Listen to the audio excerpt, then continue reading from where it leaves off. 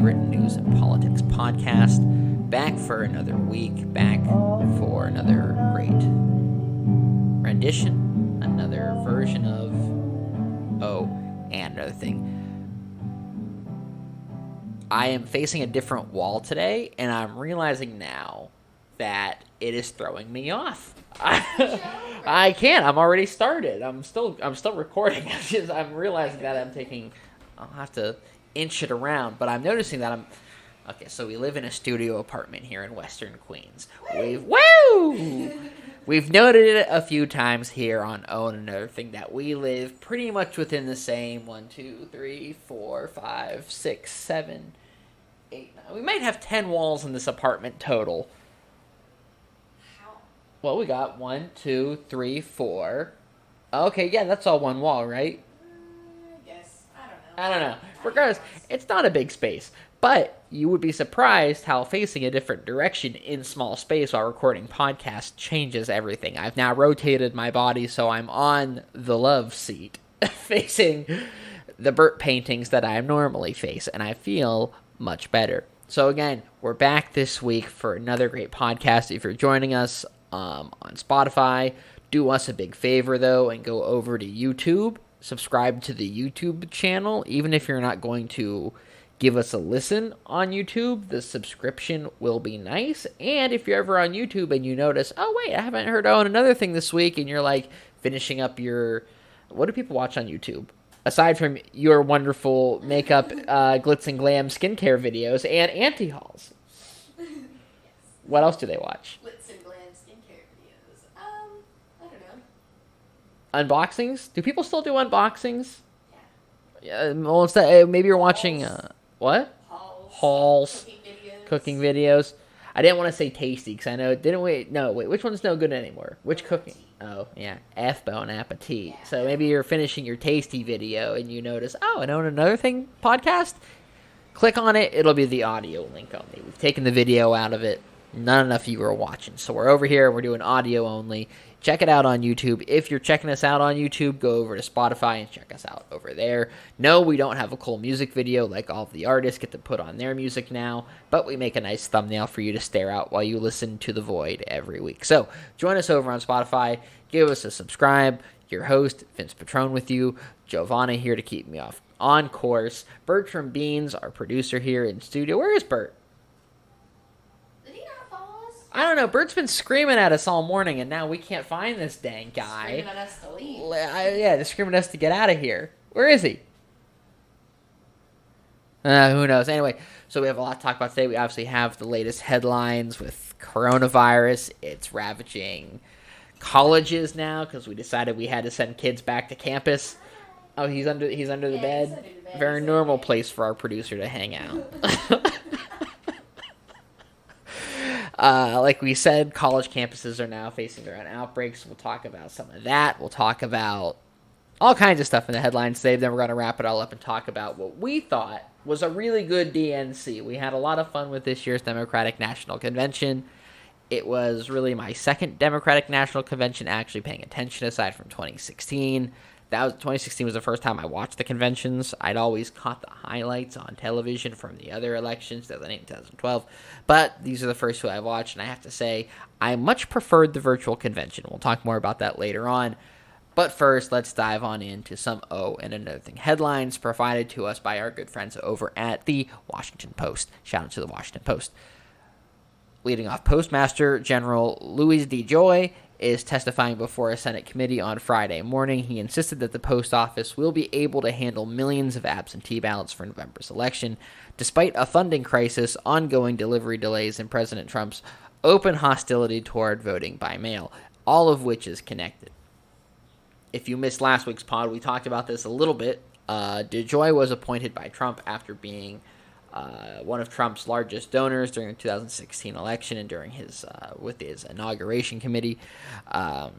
He got appointed to being the Postmaster General 2-3 weeks ago, not that long ago, but he was appointed Postmaster General, and since he's been appointed, the USPS has totally upended their operations. They've been forced to upend their operations, dismantling mail sorting machines, limiting the amount of mail being delivered by their carriers, all kinds of different measures, including taking away mailboxes, those little blue mailboxes on the corner of the street that you usually don't notice, but maybe today you drove by and noticed that there was something missing on that corner today. Oh, isn't there usually? What's usually on that corner? It's a mailbox, and it's gone today.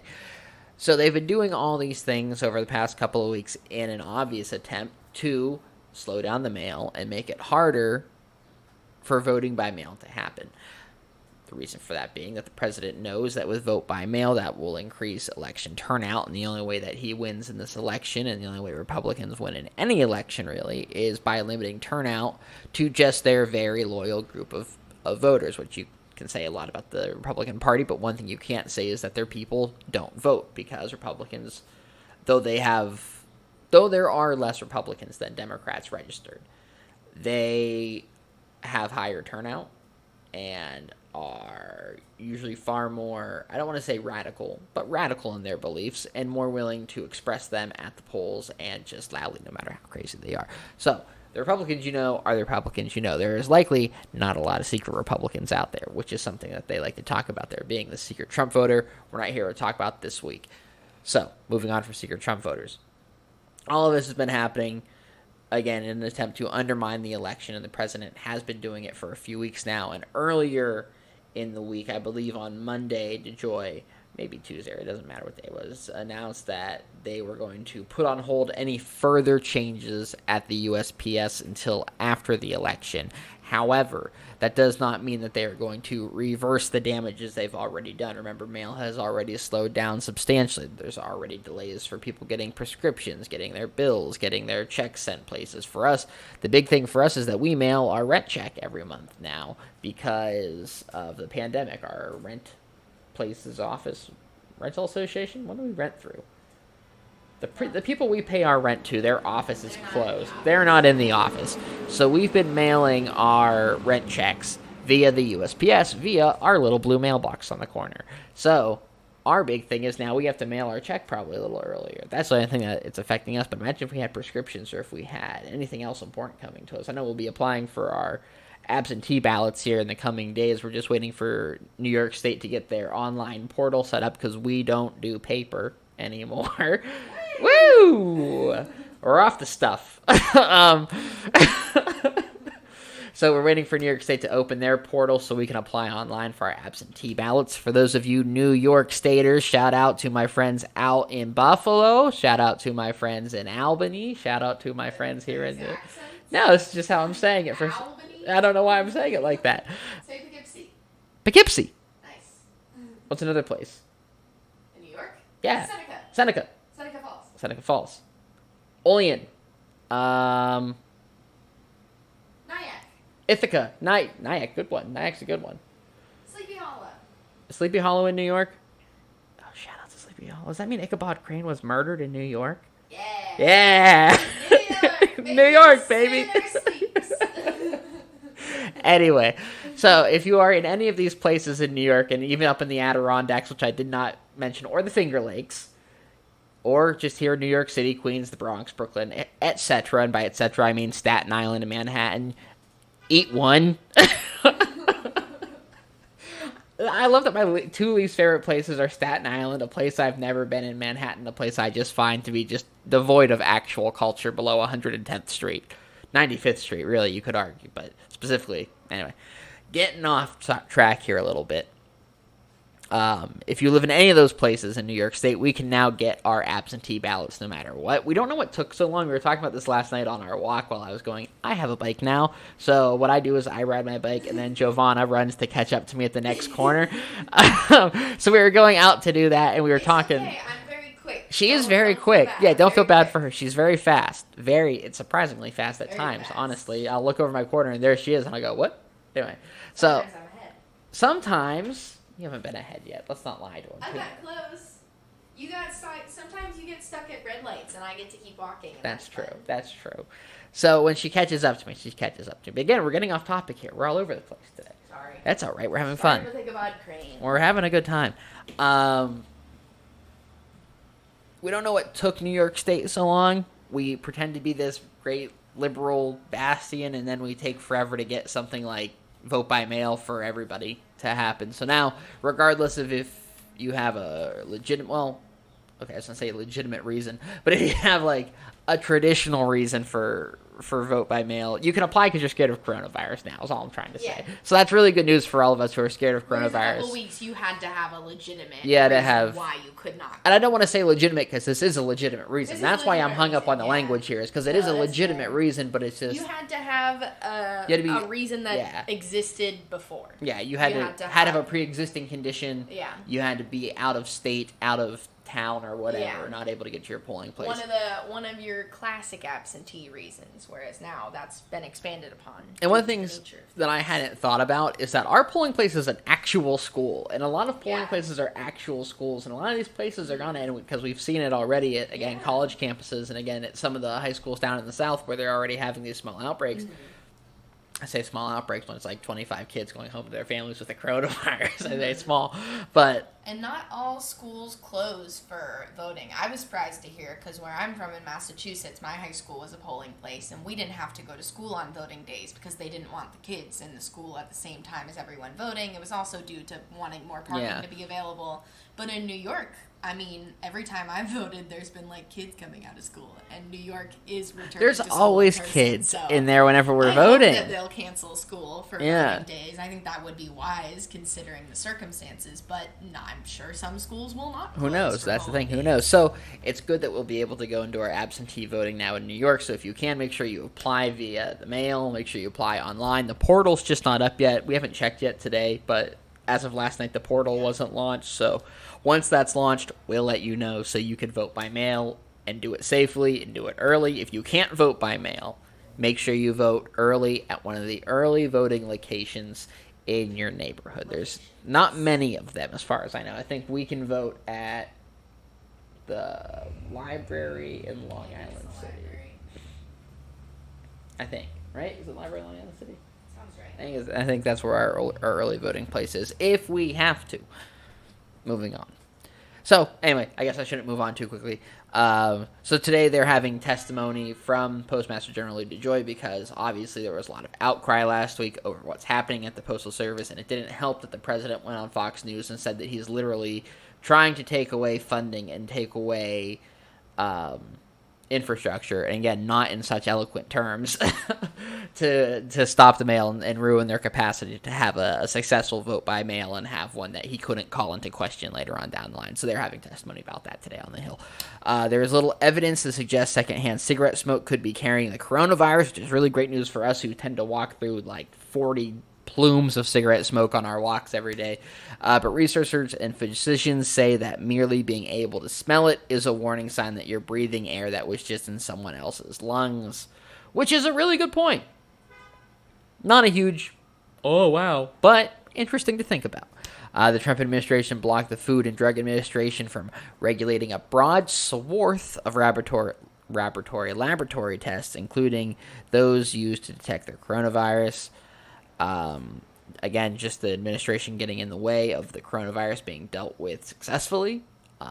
One of the other things that was a major underliner at the DNC this week was the absolute failure of the current administration, and they just keep proving the DNC correct, and all of us criticizing them correct whenever they do stuff like prevent the FDA from using laboratory tests and allowing them to be used widely to detect coronavirus. So shout out to the administration killing us all. At least 7 cases of the novel coronavirus linked to the Sturgis motorcycle rally that have been found in Nebraska, health officials say Thursday, according to the Scottsbluff Star-Herald.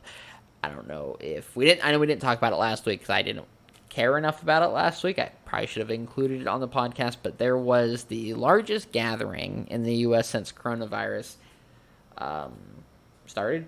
came to the U.S., regardless how you want to say it. 350,000 motorcyclists went to Sturgis. Where is that? Sturgis, Nebraska, I guess. Where's Sturgis? Can you look up where Sturgis is at? I feel like there could be multiple. Is that Iowa? Sturgis COVID, would those words be together? Those would be together. Sturgis motorcycle rally. That's coronavirus cases are emerging. That is South Dakota. South Dakota. Okay, thank you. Yeah. So Sturgis, South Dakota. They have the world's largest bike gathering every year. So 350,000 motorcyclists showed up to Sturgis, South Dakota last weekend or 2 weekends ago to just hang out and rev their motorcycle engines. You would literally hate it. You personally. They went to One-Eyed Jack's. Well, you gotta go to One-Eyed Jack's. If you're in Sturgis, everybody knows you go to One-Eyed Jack's. That's probably where these 7 cases came from. But this is one of those dumb things because these are people that, it's one of those, I don't want to say everybody there was a biker for Trump, but in the video I saw on Twitter last weekend, it seemed like it was a lot of bikers for Trump, and it's one of those things where, again, our government's bad at messaging, and our government's inability to take this seriously, and the president's inability to take the coronavirus seriously and deal with it like an actual functioning adult with empathy and feelings and care for the common good and the greater good and not just his election and the economy and junk like that, has failed these people. Has absolutely failed. Just huge, as we said last sentence, swaths of people who, had they been informed better, had they seen the people that they look up to in government or look to in government for guidance seriously and seen them taking it seriously, perhaps they wouldn't have gone to Sturgis, South Dakota for a motorcycle rally that they, well, could have done online. I mean, they were all just standing around staring at motorcycles. Do it on a Zoom call. So now we have 7 cases from there. 7 can always lead to more. We know that the infection rate is still at 1. So each person can infect another person, if I remember correctly, at least 1. But regardless, not great. Another reason not to be going back to large gatherings because we're seeing that they just cause trouble. And while we're on the topic of new cases, we have to talk about the Mets. This is cologne wafting in through the window. Are you not getting that? I'm not getting it, no. Whacked with cologne. Yeah, whacked with cologne? We're inside. Well, yeah, we're inside, but you know the neighborhood. Sorry. It's a Cologne neighborhood. Walk outside, it smells like you're in a Target body spray area. I'm not even being facetious. I'm very serious.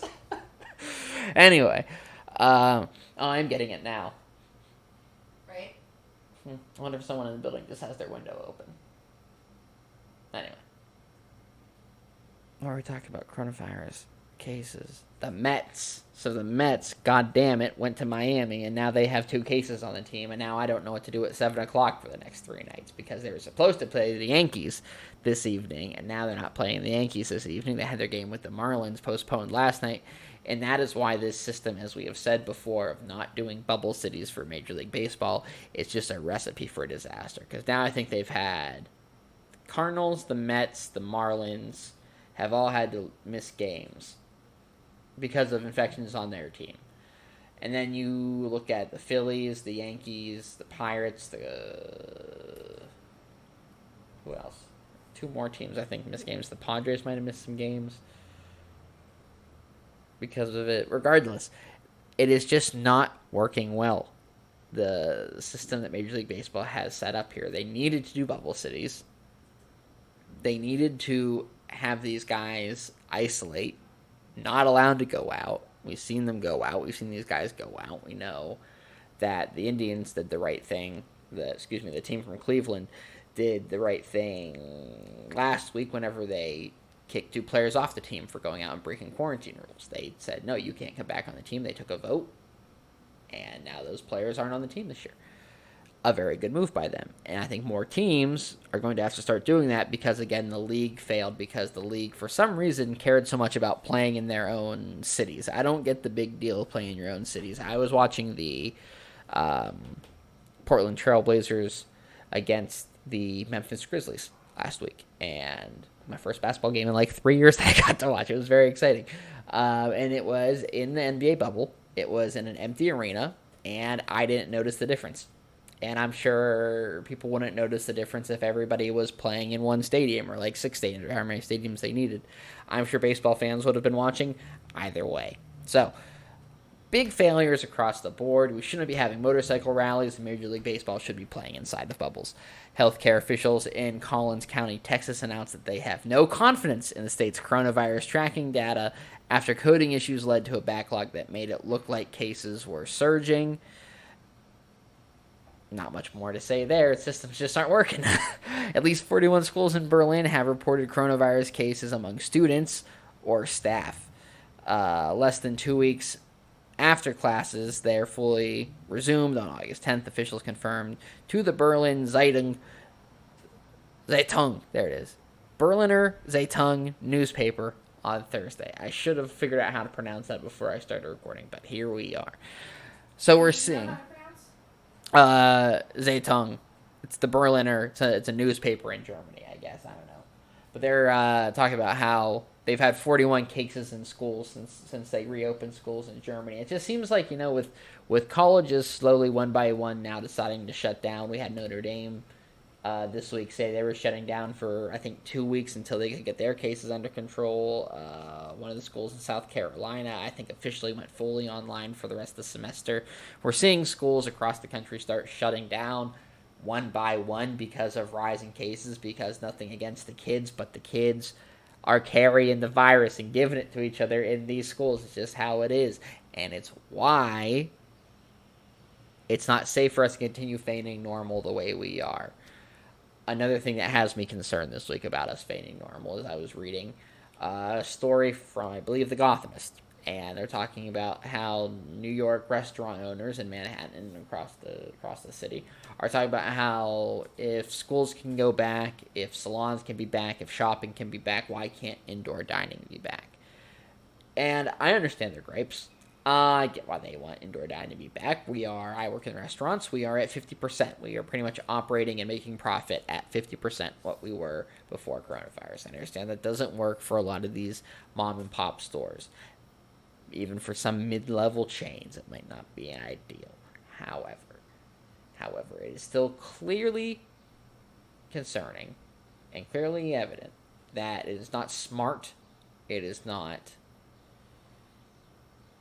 in the best interest of public health for people to be in small confined hallways, small confined restaurants, and in places with poor ventilation. Again, schools and restaurants at this time. And we're seeing that the people at the restaurant board in New York are acting as if we've seen some kind of huge success with the kids going back to school in these states. Like we've seen some huge success with colleges reopening, when it's been the exact opposite. So I don't understand their point that since all this stuff is happening, they can obviously just reopen again. It's concerning, and as someone who works in a restaurant, I'm very worried because I know that de Blasio is a spineless leader, and I know that Cuomo really cares about getting money back into the state, and that's pretty much all he really does care about, is really making money for the state and then saving money for the state. It's why he won't fund the MTA, and we're at risk of the MTA going up to $6 a ride. Which, I don't know if people saw that in the news this week, but 2 weeks ago, there's a chance that because of coronavirus causing budget shortfalls, pitfalls, whatever the term is, there's a pretty good chance, that MTA tickets for a single ride could go up to $6 a ride in the winter and in the fall here. So maybe another good reason for all of us to start cycling. I started cycling and I feel terrible. My legs hurt right now, but I'm excited to get off the train and hopefully avoid $6 subway fares at some point here in the future. All that aside, all of the terrible stuff from the headlines, we did have a really nice 4 days? 5 days? How long was that? That was a 4-day convention? Mm-hmm. We had a really nice 4 days, and it was nice because during the convention, I did something I never really do, and that is put my phone down. I was on Twitter sometimes. I got on Twitter when I needed to send a tweet or whenever I saw that the president was saying something crazy. Otherwise, we were tuned into the Crooked Media live stream, following their commentary, because we can't live without commentary in this house. And I gotta say, following along, watching the DNC, without being on Twitter the whole time, was probably one of the best things I did for myself this week. It was a really good DNC. Night one was centered around the problems. Night one was pretty dark, but night one was also pretty goofy because you could tell that they were still banging out some of the technical kinks to having a virtual convention. And it was all still pretty jarring. We were fresh to it on night one. There was a moment when we tuned in, because we tuned in late on night 1, too. We didn't get there till about 9:30, Yeah, we were like 9:40. a half We hour. were a half hour late to it, so we didn't see the opening of the DNC, which I think I'm fine with. So we tuned in a little late, and we were watching when Sarah Gideon was speaking. So here's Sarah Gideon on this beautiful rocky beach in Maine. Really great scene. The sky is washed out. She's wearing a denim jacket, a light wash denim jacket, if I'm remembering correctly. Probably. Maybe I might just be inserting it there because I think it would have made sense with the atmosphere. So we're watching. She does her whole. She's going through the president's messed this up. President's messed this up. One of the Did you say who themes. Sarah Gideon's running against? I think not Oh, everybody okay. Excuse me. So Sarah Gideon, who is running for the main Senate seat, currently held by Sue Collins, who spent the past 5 nights frowning in disappointment, as she tends to do, but not anything stronger than that. And we're hoping she can pull it out. I've donated. If you haven't donated to Sarah Gideon's campaign, maybe find a way to donate to Sarah Gideon's campaign. Because what is almost more important than getting Trump out of office is winning the Senate. Honestly, more important, but not well. Yeah, we're here to talk about that today too. So we have to take the Senate also. Very important to take the Senate. Trump obviously has to go. He's done nothing but undermine the election. We heard last night that he plans on sending sheriffs to polling places to monitor fraud, which is fucking bonkers and very undemocratic. So we know the dangers he poses, but there is a danger of Joe Biden wins the election by a landslide. Trump can't fight that he lost. All the things we're scared of, unrest in the streets, protest, violence from the right. But then Democrats lose the Senate, and none of it matters anyway. Biden being president doesn't matter. Holding the House doesn't matter because Mitch McConnell still has a slot in the Senate. So there is that need to make sure you find a Senate race to support and get involved with. Make sure it's in a swing state. Make sure it's an important Senate seat. Make sure it's one that has a chance of flipping, like Sarah Gideon's does with Susan Collins. Back to scene setting. So Sarah Gideon's on this beach. She does her talking point. She continues with the theme of night 1, which was really Trump grievance night, really was problem night 2020, just going through all the things that are wrong. It was like they tore us down on Monday to build us up the rest of the week. So she followed that theme. She closed out, said she's Sarah Gideon, said how she wanted to help Maine, what she would do to help Maine. She added her solution portion at the end. And then she goes, and now Maggie Rogers. And there's this camera pan. Very quick, not exactly like a smooth... No cut, not a smooth transition at all. And there's Maggie Rogers right out on the rocks with her, with an acoustic guitar getting ready to play a song. Just mind-boggling and hilarious. Also wonderful, pastoral, picturesque, but hilarious. One of those things that optically, it just read in such a way that it felt... It reminded you were watching something that they had never done before. So they had a lot of that on night 1. I can't remember if Chuck Schumer was night 1 or night 2, but Schumer had an interesting moment where you could tell that he also wasn't very akin to doing stuff like this, speaking to a camera without an audience or anything like that, or staging a good shot outside, because he has this... May I ask a question? Do you think there was no monitor when he was recording? Isn't there typically a monitor when it comes to professional recording? I absolutely believe there was probably no monitor when he was recording, because I have a feeling that Chuck Schumer was in charge of videography for himself. I'm not sure there was a crew in the house. I think he was in charge of all that. So he did it from his apartment in Brooklyn, which is, I have no idea where it's at, but apparently it has a good view of the Statue of Liberty. Where do you think Chuck Schumer lives in Brooklyn? We can probably look it up, but I feel like if you have the Heights doesn't have that strong a view, though. That's my thought. The only I can think like Hamilton Parkway is the only thing I can name down. I mean, it's impossible to tell from the shot that he did. Yeah, and again, it's impossible to tell because also it was in the middle of the night in New York City, and he was trying to get a shot of the Statue of Liberty. But the Statue of Liberty was not in focus, and it was drowned out, so all you could see was a little light coming from what we assume was her torch. But he kept referencing her, as if we could see the Statue of Liberty, and calling her also. He goes, and you'll see behind me, her light shining. You look, there's a little blurry image of the Statue of Liberty's light with Chuck Schumer saying, I don't know. Because I noticed the one thing about this online convention, about the virtual DNC, is that the best parts of the DNC, the best parts of the week, were whenever they had actual people or celebrities speaking to us, not when they had Chris Coons on screen, or when Hillary Clinton gave her remarks, or when Bill Clinton gave his remarks, or when Colin Powell for some reason gave his remarks. It was whenever they had, like, that kid who last night read his Braden Harrington, whenever he read his speech last night talking about how Joe Biden, like, went out of his way to make him feel good about living life with a stutter and helping him to try to overcome that stutter. Which, again, we'd like to add, we think that Braden should be allowed to shoot anyone who doesn't vote for Joe Biden in the face. Braden's allowed to personally shoot anyone that doesn't vote for Joe Biden. We were talking about that last night. Just him, no one else.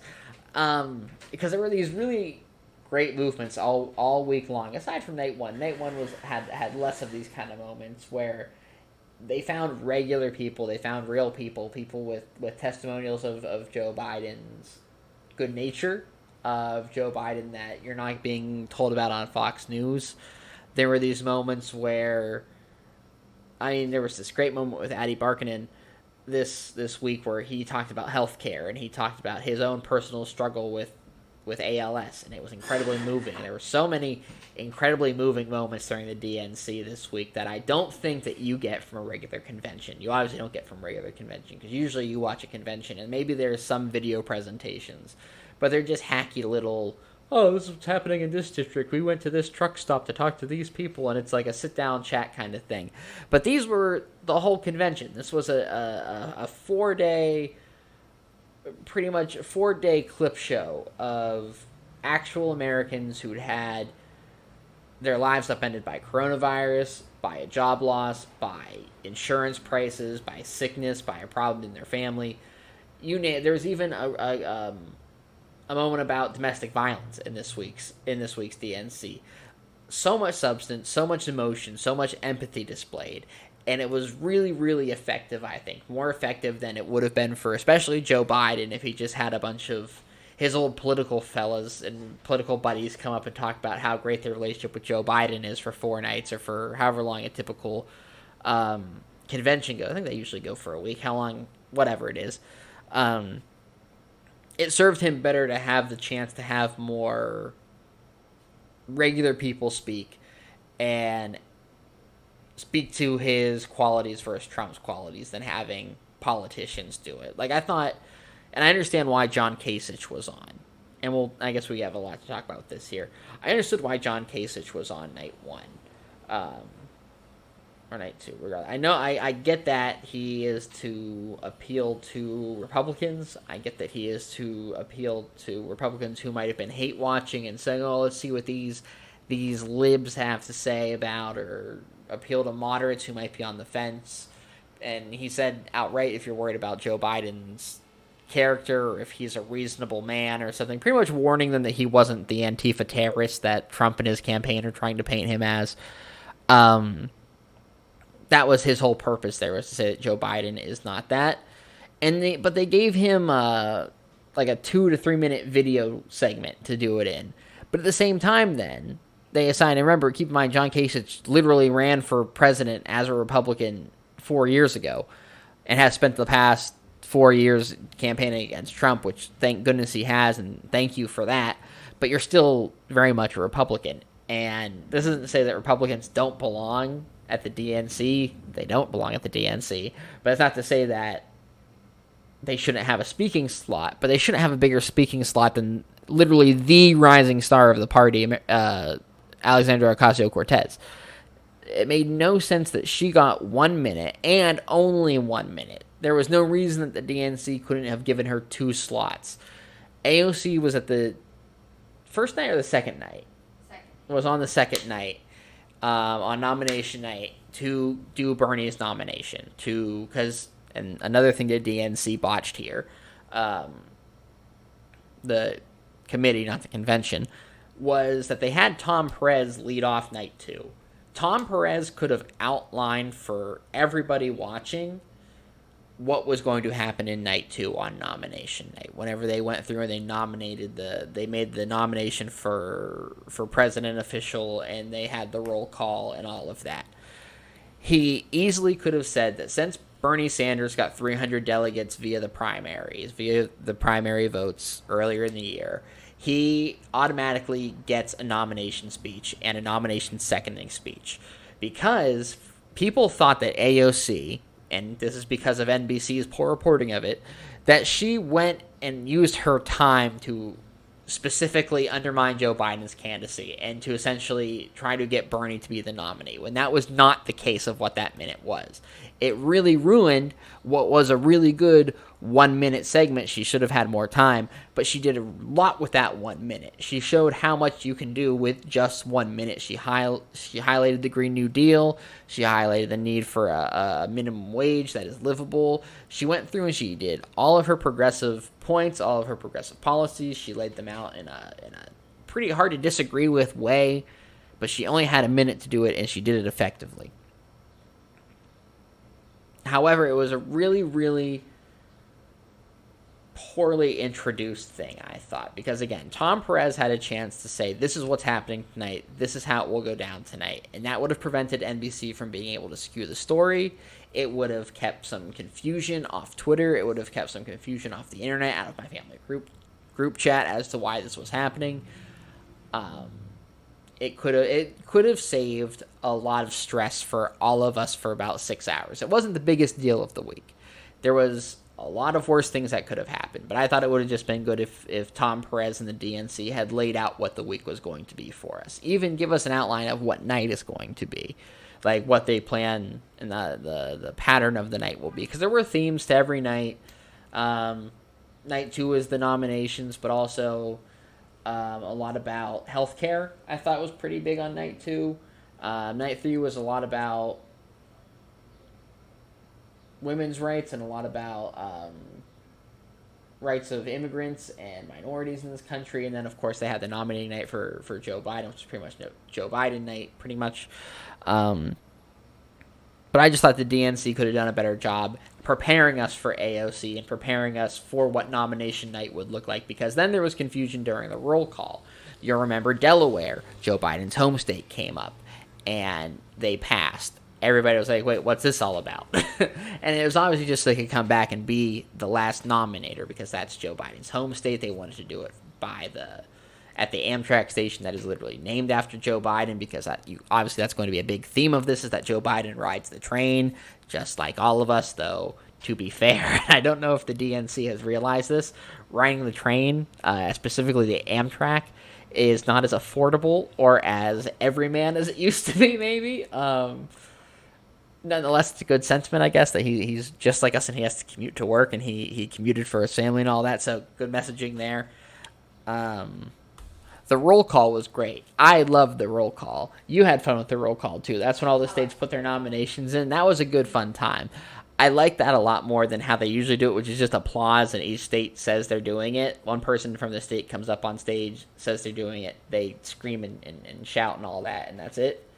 What we got was a taste of everybody. We got a taste of what each state was. Some people went to big monuments in their state. Some people went to fields in their state. What was your favorite state? Calamari. You like the calamari? I love the calamari. Well, that's also your neighborhood. You're technically Rhode right. Island Yeah. took the opportunity to promote their state appetizer, which I was unaware states had appetizer, but it makes perfect sense that Rhode Island took their time to promote calamari, and I loved it. It was perfect. Massachusetts was great too, because the woman they selected had the most perfect Massachusetts accent. It's like I was like, I hope my parents were listening, because I feel like they would have listened to her and respected Because of the accent? Because of the accent. That makes sense. That makes sense. Finally, somebody speaking their language. Finally. My favorite was Ohio. I thought Ohio was the most Ohio thing Ohio could have done. I grew up an hour and 45 minutes outside of Ohio, so I consider some of Ohio's culture, especially around Toledo, Youngstown, Akron. Shout out to Mineral Ridge. Shout out to Tyler Crozier. Shout out to the Crozier clan out there. I consider a lot of Ohio culture very similar to Western Pennsylvania culture, especially I-80 culture. So there was this moment where they showed a man standing in a wide shot wearing oversized blue jeans and a black T-shirt with the kind of sunglasses that baseball players wear. And he was talking like this. And I thought that was great. And then they went to Tim Ryan, who was standing in front of a manufacturing plant wearing a fleece pullover, a 3/4 pullover that said Ohio State on it. It was so perfectly Ohio that all I could think was, this is the perfect video. If I was to show someone what Ohio was all about, it would have been that video. It was perfect. So that was my favorite one. And top to bottom, I thought the roll call was really interesting and a great way to do it, and really fun to see just people from all over the country, even American Samoa. And what was the country that doesn't get to vote, but they had a nomination slot? Do you remember what that was? They had, I don't know. There's an island. One of the islands got to nominate, and they should be allowed to vote. Puerto Rico should be allowed to vote. DC should be allowed to vote separately. There, I said it. This. Highlights. Any more highlights aside from just it being a very emotional? It's California. They also shouted. Oh, that's right. The ladies from California. I forgot about them. So if you were watching the roll call, you'll remember the two ladies from California should stand out in your mind because they chose to do theirs on a beach, which not a bad idea optically. It was nice to see the beach, but it was also a very windy beach, so the women were screaming. And you could see it because they kept having to move their arms like they were screaming too. They were really giving it because they also stood too far away from the camera, which is also one of those little kinks that will maybe work out for the next one. But honestly, I hope they don't because it added a nice little charm for all of it. So the roll call was good. The speeches were good. I thought Michelle Obama, night one, was fantastic. I mean, a dying nation cries out, it is what it is. Am I right? So... So it was nice for her to throw that back at Trump. Sanders was really good. I love that they had Bernie talk and allowed Bernie to talk about what Joe Biden is good for in the progressive policy. I think highlighting a national 15-hour minimum wage was a really smart use of time. Green New Deal, talking about how Joe Biden is strong on the environment was a really good idea. And I thought that having Bernie... Oh, we didn't get to close on an AOC. Having Bernie get to talk and have a pretty candid moment with the nation and with the Democratic Party was really important. He did a great job outlining parts of his policy that we can be excited that Joe Biden will somewhat at least carry on. I know it's not everything us as progressives want, but having Bernie talk about it and show that Joe Biden supports these things and like kindergarten what's the child care for all thing where it's kindergarten universal child care, thank you. Universal pre-K, thank you. Universal pre-K. I can never remember universal pre-K for some reason. So right now pre-K selective is not free. Yeah. So he does support those things, and it was nice for Bernie to bring up that Biden, in some ways, is a bit of a progressive. Definitely the most progressive candidate we've put on the ticket yet. So it was good they put him on. Back to AOC.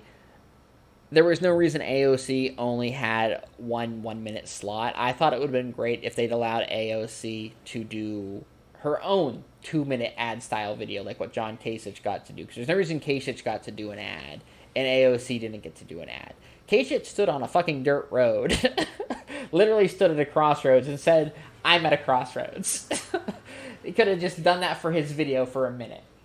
We didn't need 2 minutes of that. What they could have done, though, was have AOC go around the district, talking to people, being in the district, showing off her work in the district, giving one of her classic AOC internet ad style, presentations. I think that's where she does great work and where she is sometimes at her best. They could have done that and made a whole group of young voters, a whole group of young progressive voters feel seen within the party. I think it's just a waste of time to try to bring in moderate voters that we're not guaranteed to get even with John Kasich on the stand, instead of trying to rally a young base that is growing and hopefully will continue to grow despite being pretty much shunned from the biggest DNC in history so far. It would have been a great chance to bring those people into the fold and say your voice is not only heard, but also, we are with you. But Not to be disingenuous, I'm sorry, but it would have been nice for them to at least say, you know what, it legitimizes it in a way. It says you are a part of this party. We're not trying to hide you from people. We know that is something that Trump's campaign is honestly betting on and banking on, that the DNC is going to try to hide the young, progressive, outspoken group of us from being a part of the party because they don't want to scare off moderates, which we shouldn't have to do, and I wish the DNC would stop doing that. So night one was great. Michelle Obama's speech was great. It wasn't so much a speech as much as it was just like any other of the Zoom presentations we've been seeing from people campaigning on Joe Biden's behalf throughout the year.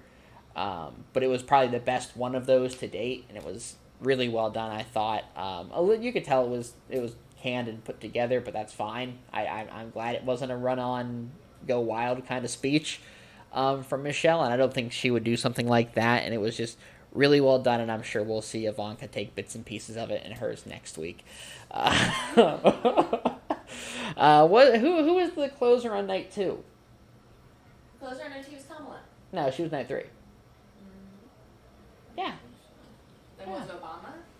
Oh, no, Obama was the night 3 closer. You're right. Yeah, so Kamala closed off night 2. I unfortunately fell asleep during Kamala's speech. Which had nothing to do with her speech. Nothing to do with Kamala. I tried to wake him up. It was very late for him. I sit down on a couch. I have a large meal, usually of some kind of salted meat with cheese and boy, why can't I think of what a taco sits in? Thank you. Tortilla, tomatoes. There's this great spot in our neighborhood. Let's give them a shout out. El Rey de los Taco Core, like the best taco in Sunnyside, Queens.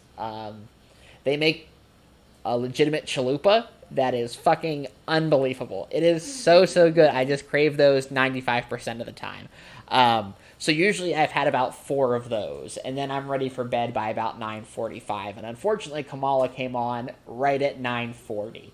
So she started speaking, and then I was slipping under the whole time anyway into my quesadillas, into my carnitas sleep.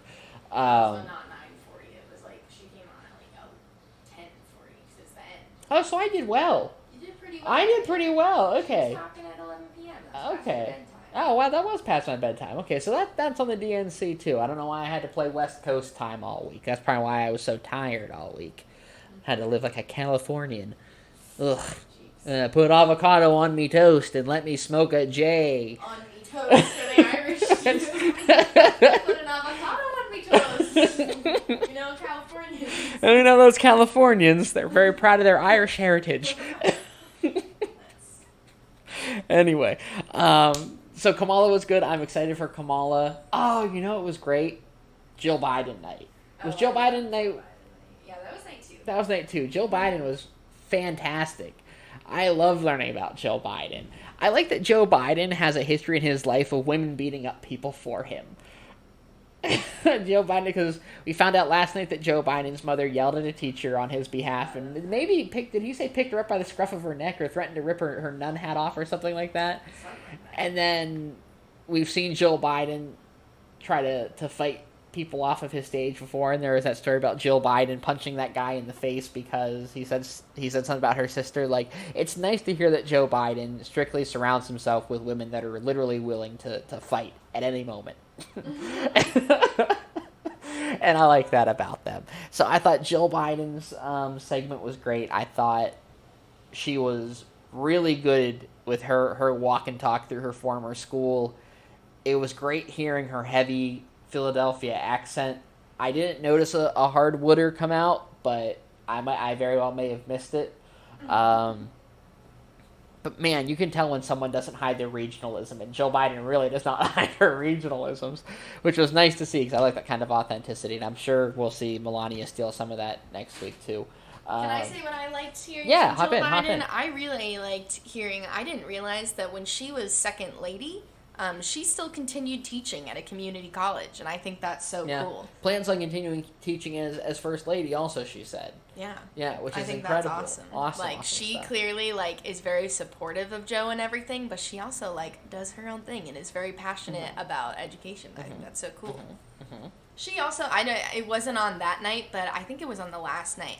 She brought up something. I'm sorry to interrupt, No. but she brought up talking about military families, and she talked about how when they went to visit a school in Iraq, and she shared a really good story about them singing Ave Maria in the class and talking about this child that started crying because that's what they played at her father's funeral who died in the war. And she took that moment to say how important it is to support military families and military children, and I thought that was really good. She spoke really well on that, was clearly very passionate about that, and talked about how Joe has a plan to take care of military families, and I think that's something that's very important to a lot of people. So I thought that was really good use of time. Well, there were like 4 times they made us cry about Beau Biden. Yeah. Oh, 4 times because this it week. was him actually speaking. Yeah. So that was really, really powerful stuff.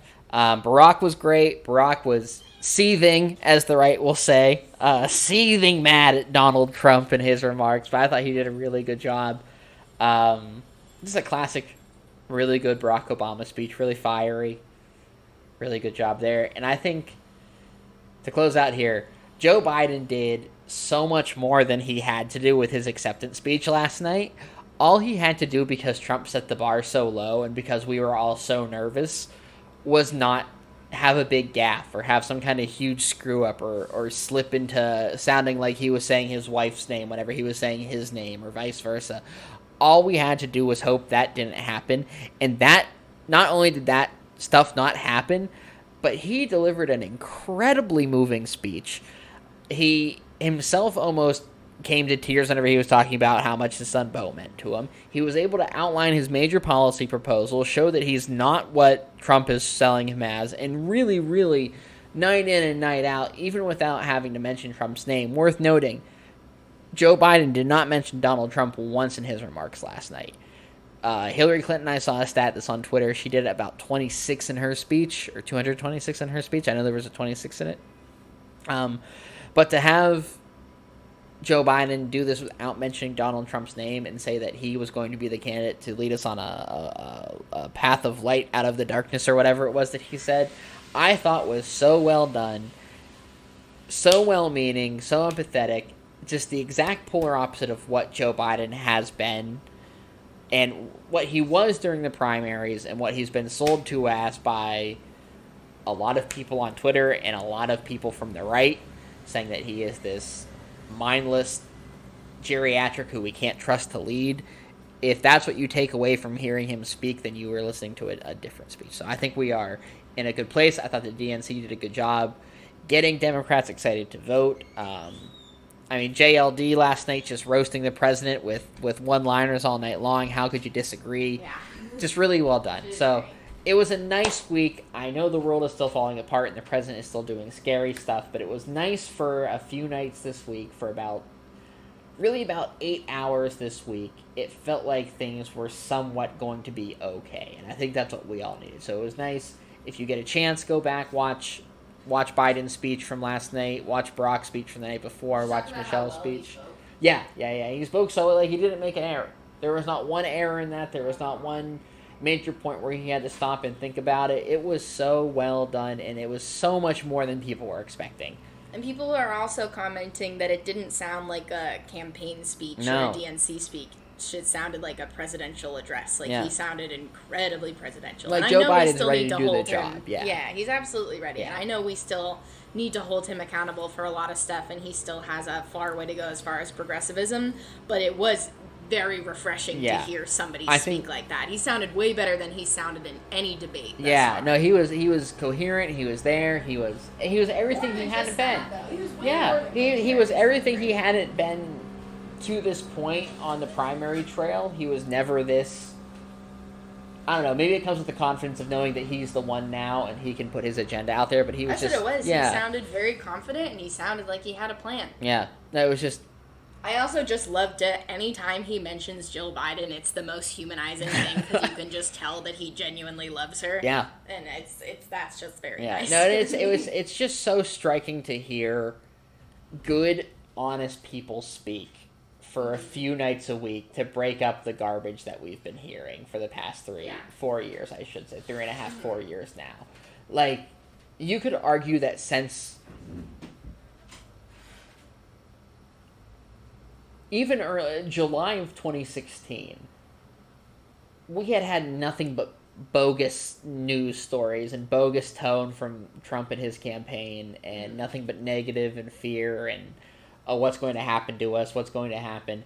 And then for a few nights this week, it really felt like things were not going to be like that anymore. And I hope that's just a reality we can get to. But we all have to vote. That was the bottom line of all this. We have to vote. We don't have to text Joe to 30330, but we do have to vote. And if you can find a Senate campaign to donate to and to organize with, and if you can find some time to make phone calls or send text messages, do it. Get your friends registered to vote. Get your friends to get their absentee ballots. Make sure, I went through with all my coworkers yesterday and made sure they knew that they could get absentee ballots, because it is that important. And it showed how important it was this week, just even for the sake of our mental health. Don't even think about the democracy.